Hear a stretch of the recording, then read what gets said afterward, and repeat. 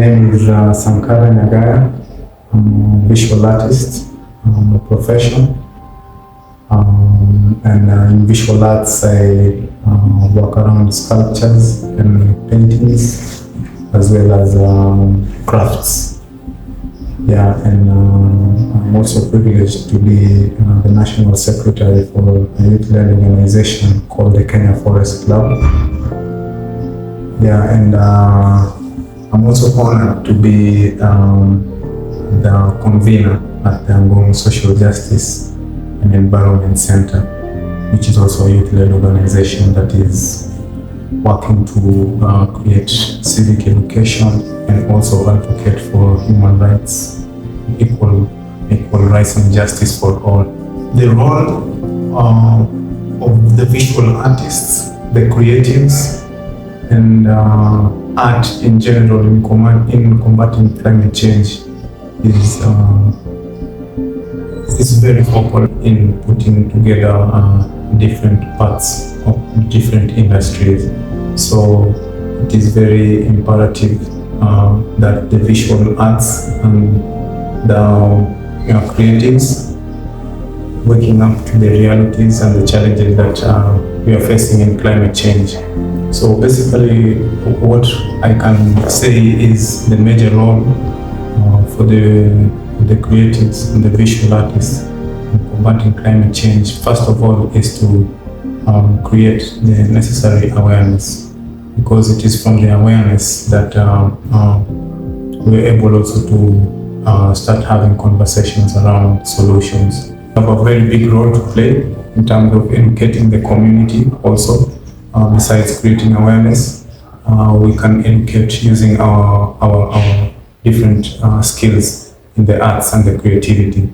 Be it music, be it painting, we are able to break down the complexity of climate change to be able to be easily absorbed by all cadres of humanity. Whether you have been to an environmental science class or you are just a passerby on the road, then art plays that role of making the process more digestible and also instilling that confidence to the people that actually making a contribution towards combating climate change is something that can be done by everybody in society. So as a visual artist, the role that I play majorly in combating climate change is creating awareness through my art pieces, and as well as extending education and sensitization on the same platform. I am using my art as a mitigation and adaptation measure. The future of art and creativity in combating climate change is taking shape. I can say the future is bright for visual arts and the creatives, because we are currently experiencing a paradigm shift in many sectors that are actually contributing to climate change. That be it the energy, the renewable energy, the waste management, regenerative activities like tree planting, and also soil regeneration. And let me say that all these sectors, in one way or another, depend on creatives and visual artists.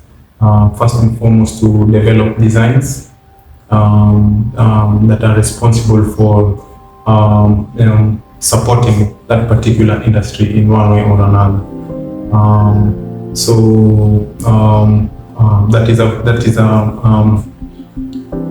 future that as visual artists and creatives we also need to tap in and work closely with these different sectors that are trying to decarbonize, so that we can find the role that we can play and how we can support going forward.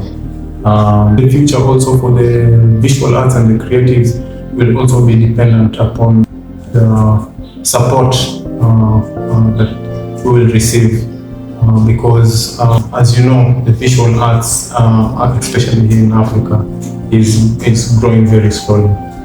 We have very few spaces for critical thinking, for developing prototypes. We are also seeing introduction of digital art. Let not that be a catalyst to bring down the original illustrative pieces that are done manually by the different artists, but let it provide a platform that can also elevate whatever works that the visuals and the creatives are doing and they have been doing. And as we know, art in our culture, art is used for documentation of the different generations, and also to express different concerns in the community. Currently, we are speaking about the carbon credits and carbon projects, and we're seeing also very many sectors moving in to present possible projects that are able to decarbonize the different sectors. And also as creatives, we've also been able to, think around it. And it's not a lie, art as an industry also and as a sector is also contributing to carbon emission and also to toxins and lots of waste. So as creatives also looking into the future of zero emissions, we are also putting together different carbon projects that can be able also to decarbonize the artistic industry, in terms of getting better and more eco-friendly paints that are not toxic at all, and also a reduction of different products that we use in the industry.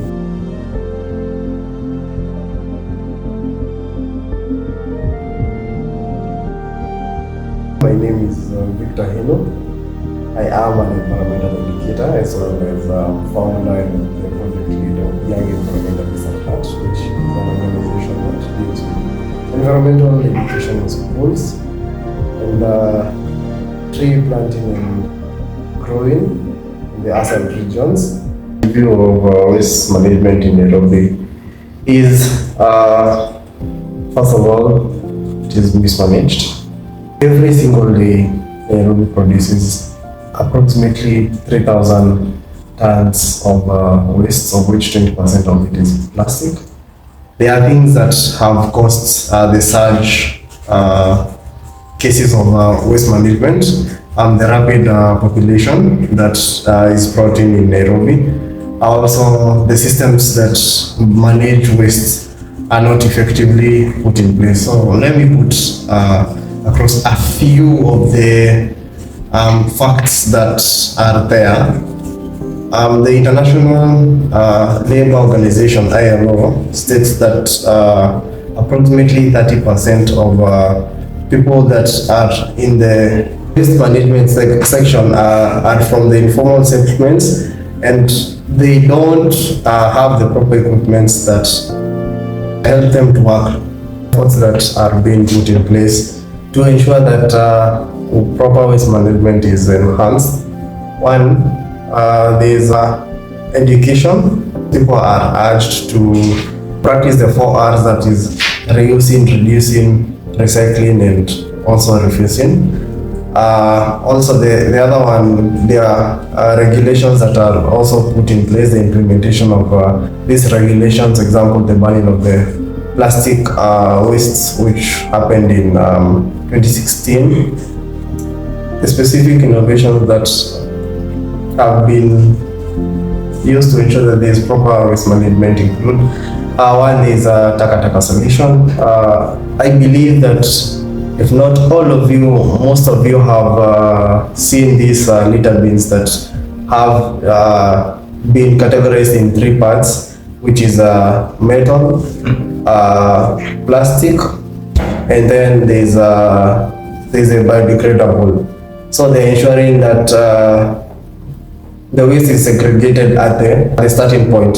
So that makes it even easier for recycling, the whole recycling process. There's Jijenge, which manufactures bricks from plastics. We have Ecopos that makes posts from plastics that can be used in fencing, that can be used in different places. And then finally, there is Hyapack, which makes biodegradable plastics out of water hyacinth. The future of waste management in Nairobi is promising.